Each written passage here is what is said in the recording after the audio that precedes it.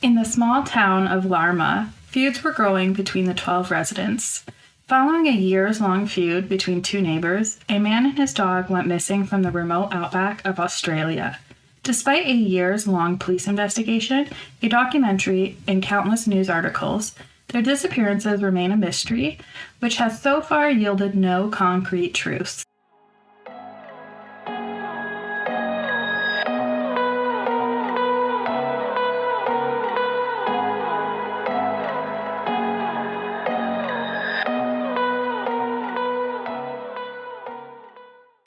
Welcome to Without a Trace. I'm your host, Jolene.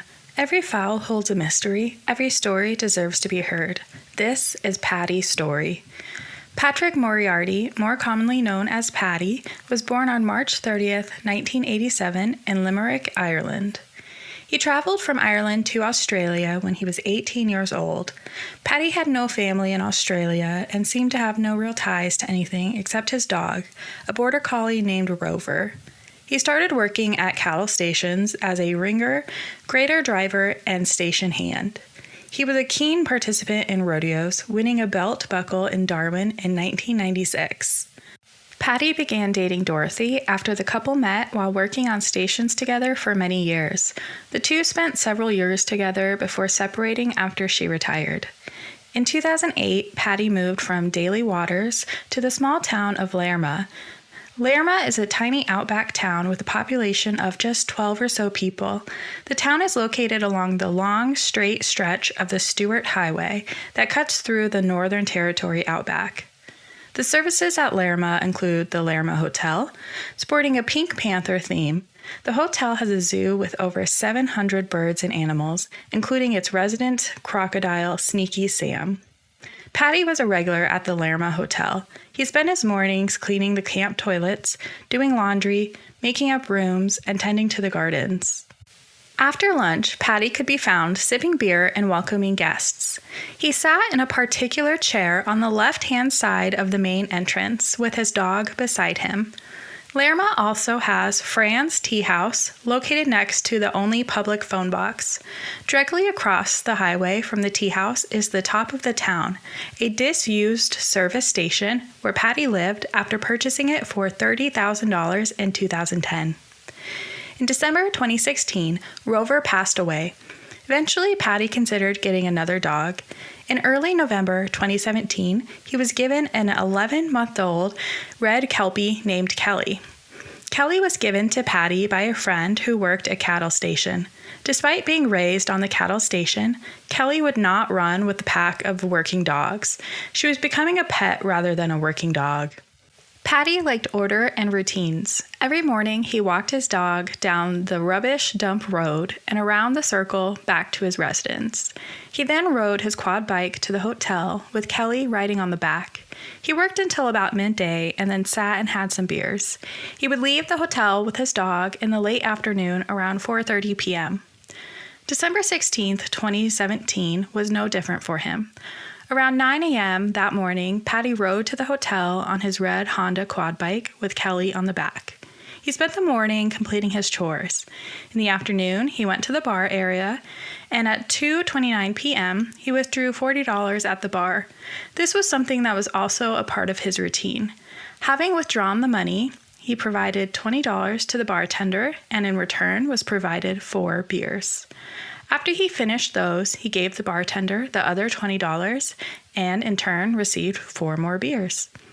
Prior to leaving the hotel that afternoon, Paddy told the owner he would not come to work the following day, Sunday, but would drop in at lunchtime to get the lawnmower to use at his residence. As the light was dimming, Paddy made the 1-kilometer trek back to his house on his quad bike. Paddy was not seen on Sunday or Monday. Around 10 or 11 a.m. on Monday morning, the owner of the hotel, Mr. Sharp, became concerned and went to Paddy's residence where he knocked and called out for him, but there was no answer. He found the back screen door unlocked and went inside. The residence was neat and tidy. Paddy nor his dog Kelly were there. Mr. Sharp found the back gate open and thought Paddy was probably out walking with Kelly, so he drove along the dump road, but Paddy wasn't there. That evening, When Mr. Rayner, another Larrimah resident, went to the hotel to pick up his mail, he was told that Paddy was missing. The next morning, Mr. Rayner and his wife went to look for Paddy, searching in his residence and around the property. Mr. Rayner noticed the rain gauge had not been emptied following a heavy rain on Saturday night. This was strange, as Paddy always emptied the gauge in the morning. The screen door was left unlocked, which indicated Paddy intended to stay in the Larrimah area, as he only locked it when he was leaving Larrimah. Mr. and Mrs. Rayner presumed that Paddy was out walking and had a medical episode. Paddy had a history of ischemic heart disease and had stents inserted in 2006. They searched for over 3 hours, but did not find Paddy or Kelly. They went to the hotel and asked Mr. Sharp to call the police. The police were notified at 4 p.m. on Tuesday, December 19th. On Wednesday afternoon, police arrived and searched his home for any trace of him or his dog. Paddy's cash and bank cards were left on the table in his home. His heart medicine remained in the fridge. A roast chicken he had purchased earlier that day for dinner was found in the microwave, and his cowboy hat, which he rarely left home without, was left in his home. Police also noted they found a baseball bat under Paddy's bed. It's unclear why this was noted, but it could indicate if Paddy was attacked while in his home, he would have tried to defend himself. Authorities began a large-scale search in the days following Paddy and Kelly's disappearances. A search team was sent from Darwin, a town 50 kilometers to the north of Larrimah, to commence a formal search and rescue operation. At this point, it was still believed that Paddy had taken Kelly on a walk and suffered a medical emergency. The search was focused on areas where Paddy may have walked. Despite search teams, motorbikes, and a helicopter searching, no traces of Paddy or Kelly were found.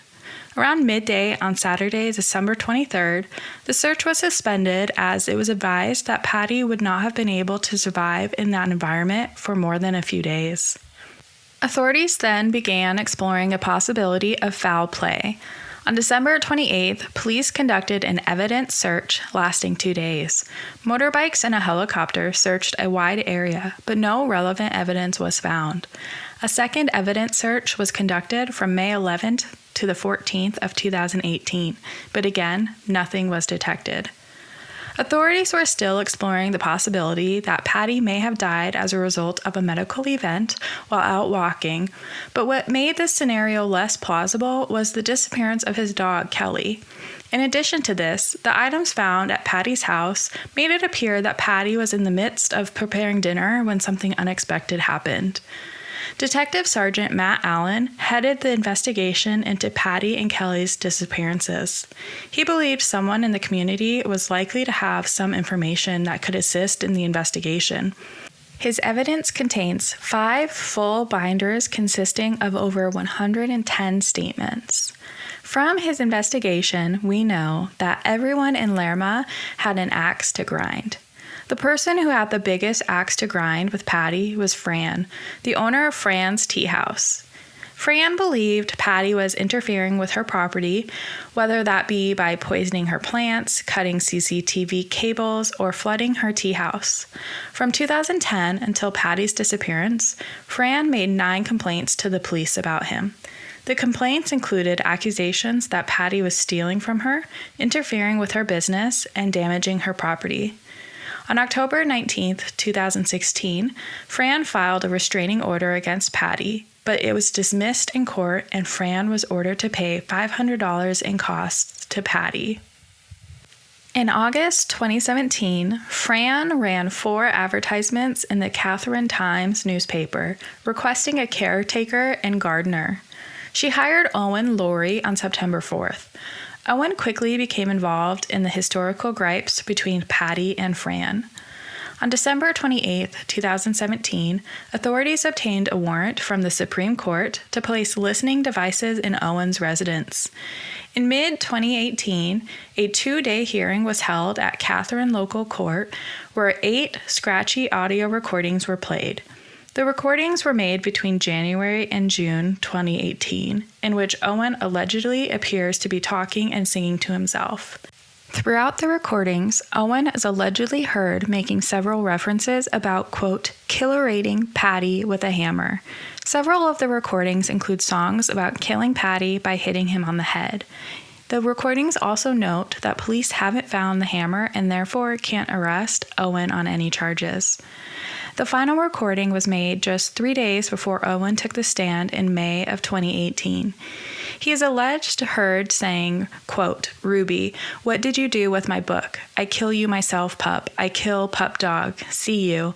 Owen seemed to be referring to a dog while talking to his own dog. When the first 2 recordings played, Owen said it was not him and that he wished to remain silent. Thereafter, for the remainder of the recordings, Owen did in fact exercise his right to remain silent. Fran took the stand virtually from Melbourne. She told the court she knew nothing about Paddy's disappearance and rejected claims that she was in any way involved, saying, quote, "I swear to God on my mother's grave, I know nothing about Paddy." On July 11, 2019, a Pine Creek man, Wayne, provided a statement to police regarding an interaction between Fran and his now deceased friend, Brian Roberts, occurring in late 2017.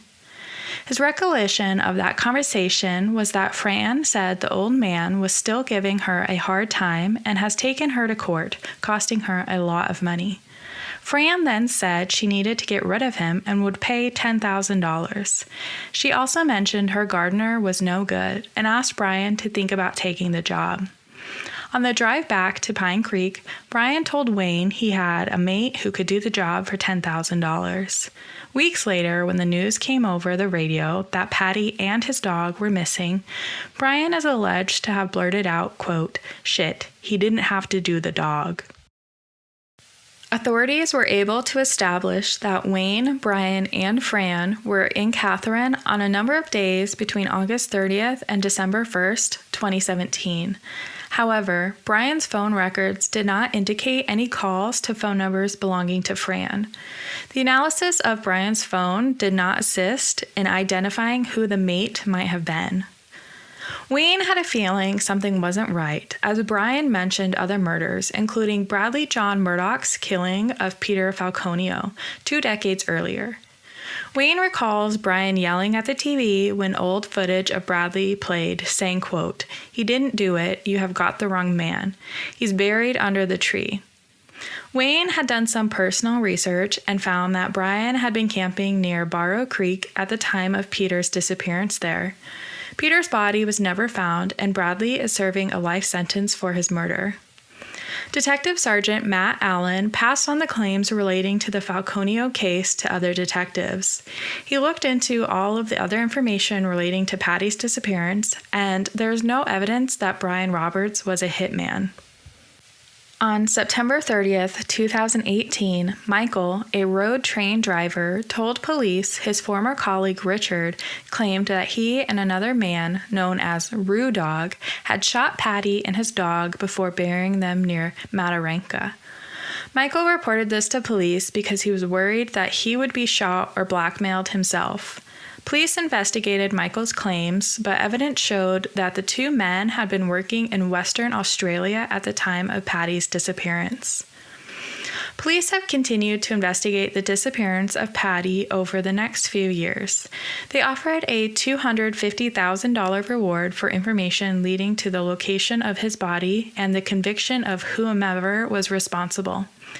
In June of 2024, NT's Director of Public Prosecutions released a statement saying, quote, "The DPP has determined that there is insufficient evidence to make out a charge against any person in relation to the disappearance of Paddy Moriarty. No further comment will be provided by the DPP at this time." It is widely believed that Paddy was killed as a result of the ongoing feud he had with Fran. The only thing that remains a mystery is where Paddy and Kelly's remains are. Stories have swirled about Paddy ending up in local handmade pies or in the belly of Sneaky Sam. Thank you for listening to Without a Trace with your host, Jolyn. I hope you enjoyed our deep dive into Paddy's disappearance. If you enjoyed today's podcast, please subscribe and follow the podcast on social media, and join me next week as I dive into another case.